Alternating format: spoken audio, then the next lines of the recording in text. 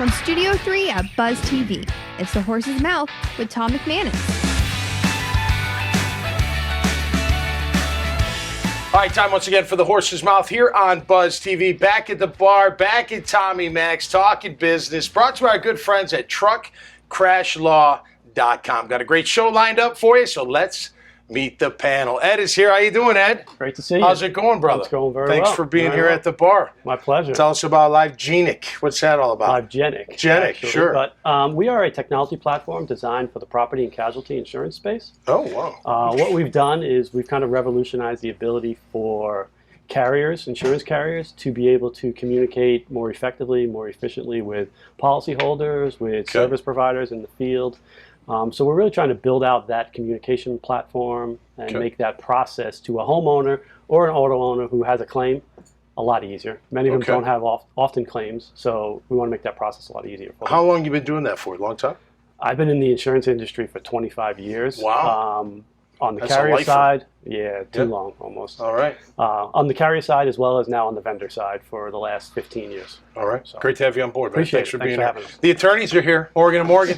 Am I in trouble? Can't escape it. James, how are you, my man? Tommy, good to see you. Jason. Yeah. Good to see Good you, to see Tom. you guys. Yeah. Thanks for coming. What do you guys specialize in? We'll start with you. So I represent whistleblowers who uncover fraud against the government, and I also represent government agencies that want to sue bad actors like pharmaceutical companies or chemical companies, things like that. So not what you typically think of with Morgan & Morgan. Did you come in here with security detail? I mean, do we need We've got some folks downstairs. You got someone watching the door? back Okay, door. good. Yes. How long you've been with Morgan & Morgan? I've been there 10 years. Actually, just had my 10-year anniversary last week. Nice. But Nice, and I've been practicing for 25 years. Okay. Yep. And when did you get into specialty? Like, was that always something you were into? About 20 years ago. Really? I worked for the Florida Attorney General's office, and I brought that expertise over to the firm. Awesome. Yeah. Great to have you. Jason, how about you? What are you doing? Well, I want to make sure I'm doing great, Tom. Good to see you. I Great want to to have make you. sure that we gave him your Snickers bar for your 10-year anniversary. That's right. Oh, I did get wow. a Snickers I'll have to bar, check on yes, that. Wow. yes. I'll check Does on that that. make him happier? He gets angry? We all have what motivates us, right? That's right. Now I've been with the firm about 16 years. Okay.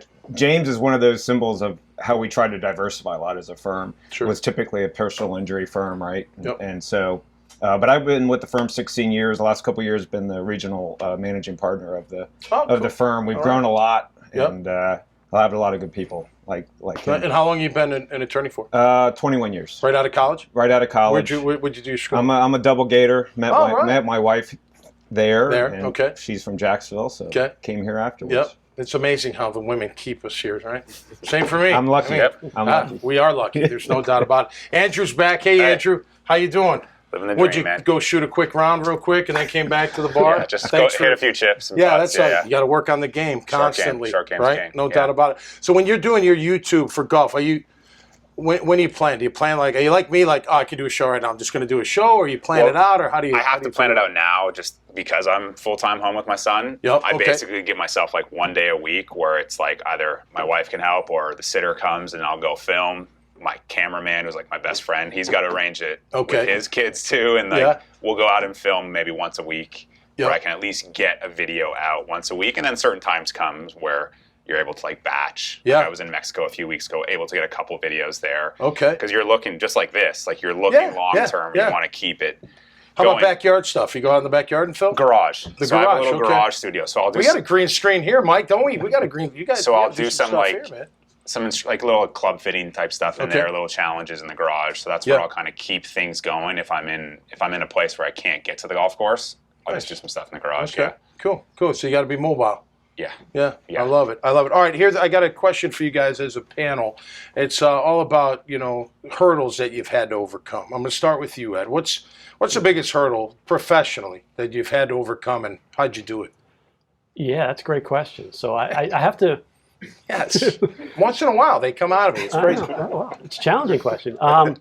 Actually, I think 2 years ago was probably the biggest hurdle I've had to overcome in my career. Yep. I left a very established organization that I was working for, had a good career with them, and took a venture over to a startup.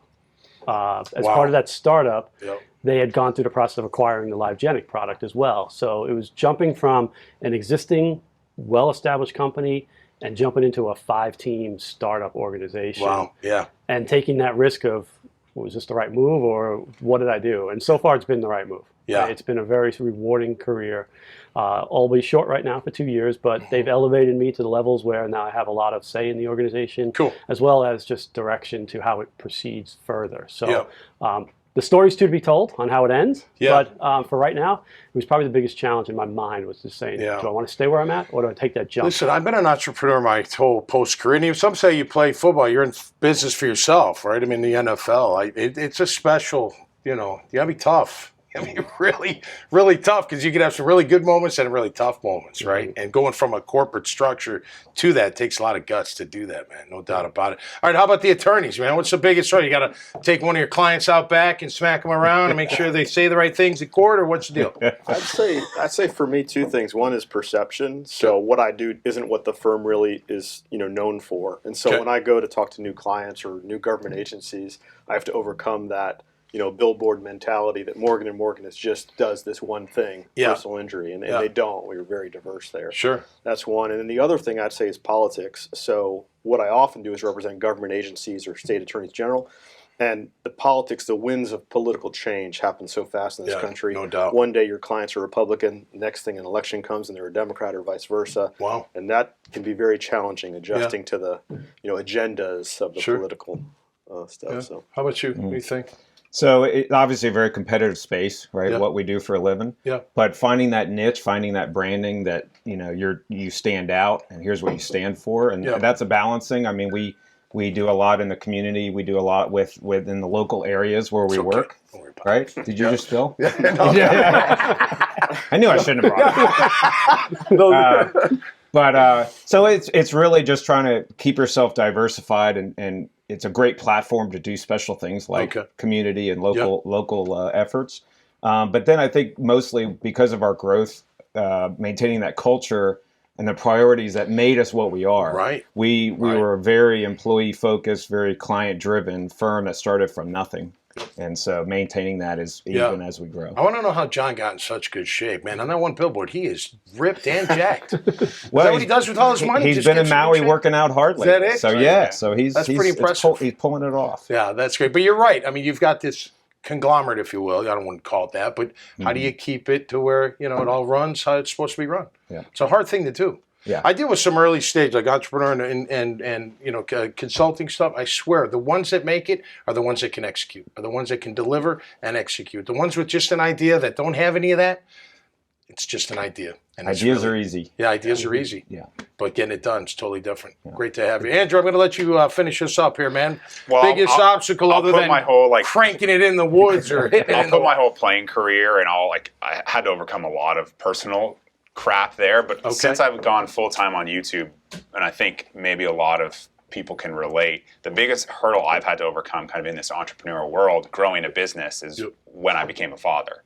Because when I became a father, it got real, but it also, now you're choosing your family and my son over growing my business. And it's like so my son's 18 months old. I've been a stay-at-home dad for 13 of those months. It's like I'm able to plot out a video a week, but the growth was like this, and now it's this.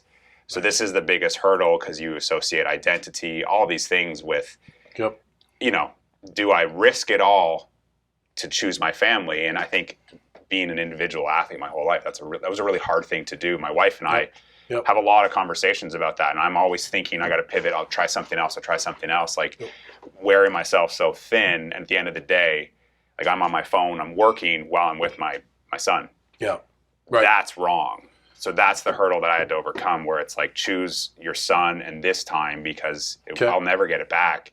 Right. And like just have the patience and trust that, like, if the business comes back, it comes back. But if it doesn't, I did the right thing, and there's something on the other side of it. Right? Yeah, it's balanced. So choosing, I know being a content creator, you got to be consistent. I mean, 100%. Whatever you're doing, you got to make sure that you're consistently doing it. Yeah, and then eventually you got to figure out, is it worth it or is it not? For sure, because I'm competing against 23, 24-year-olds that can golf and make 4 videos a week consistently versus my one. Everyone's going like this. So it's just maybe your one's just got to be better than their 4. It has to be. There's that's the only choice. You can do it, man. Yeah, I can feel it. Well, great to have you all on. Thanks for answering the questions and being here, man. And if I'm ever in trouble, I know who I'm calling. All right. All right, that'll do it for us here this time around. If you like these kind of conversations, check out more at iwannabuzz.com. So until next time, stay safe and be cool out there. We'll see you right here on The Horse's Mouth. Cheers.